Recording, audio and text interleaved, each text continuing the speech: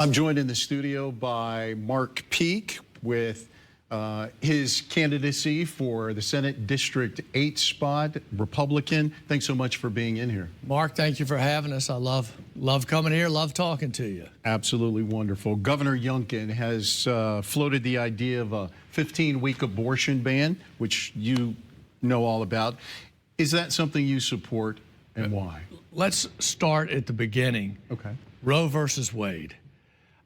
Since I've been running for office, since before I ran for office went to law school, I've always thought that Roe versus Wade was not properly decided. I do not think there is a constitutional right to terminate the life of an unborn baby. So I start there. I did not think Roe versus Wade was properly decided. Move forward to Dobbs, the Supreme Court agreed with me that let the states decide. Well, that's not necessarily what they said. They said that there's not a constitutional right to terminate the life of an unborn baby. A lot of people have always argued that the states should decide, but I'm not convinced that the federal government cannot weigh in. It is not a court matter. It is a legislative matter. That's what the decision was. It's up to the legislatures. So you as a legislator, where do you stand? Are you for or against it? And so they could do it at the federal level. As a state legislature, I personally believe in protection from conception, protect life from the beginning of life. Of course, I've always believed in the exceptions for rape, incest, life of the mother. So I believe in those. As a legislator, and as a state legislature, I think that Governor Youngkin's 15-week ban is probably what we could expect if Republicans win the Senate and the House. I don't think there would be an appetite to go more restrictive than 15 weeks. Right. More than half of all abortions in the U.S. are medication abortions. You may be aware of this. If a bill came before you in the Senate that would limit access to abortion pills or create a ban on them in Virginia, would you be for or against that? That I have not studied. So Roe versus Wade, I studied the constitutional rights. Abortion, I'm familiar with.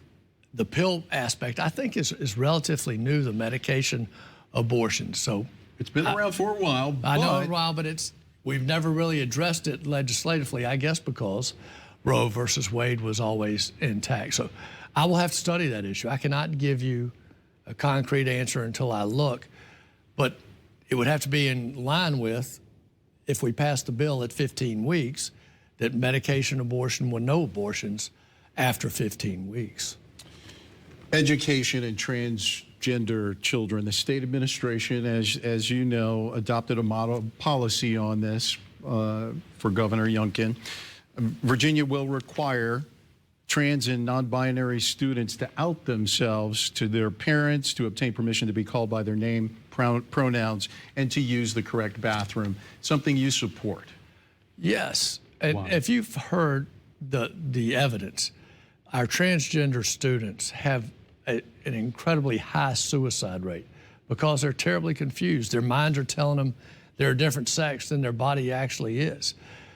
A lot of suicide thoughts. So can you imagine a kid going to school, acting as another sex at school, and then going home and not telling the parents? How is a parent going to know what their child is going through if that child goes to school, pretends to be a completely different person, and the parent has no idea of what's going on?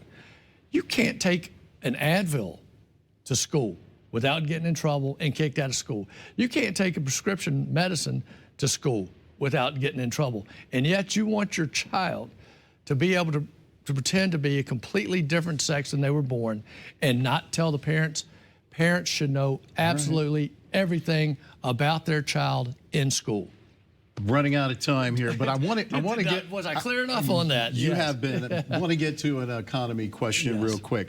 2 new Amazon operation facilities are heading to Virginia Beach, expected to employ more than 1,000 people at those places. What's your plan to grow jobs here in this area? We are like that. I don't have a lot of time. I know. I talk to all of our people who represent big corporations. The main thing I tell them: we have a great cost of living. We have a great workforce. We have great college students, graduating from University of Lynchburg, from Liberty, from Sweetbriar, from Randolph College, all around here. Come here. We have the college-educated kids. We have a great high school workforce. We have relatively inexpensive land, and we have relatively inexpensive labor, and it's well-trained labor. It is a great place to live. You could not pick a better place to live than Central Virginia. You are a cheerleader for the area. Everywhere I go. All right. Thank Everywhere you. I go. Thanks for watching the ABC 13 YouTube channel. If you'd like to get more videos and live coverage and local stories, click to subscribe and download our ABC 13 News app.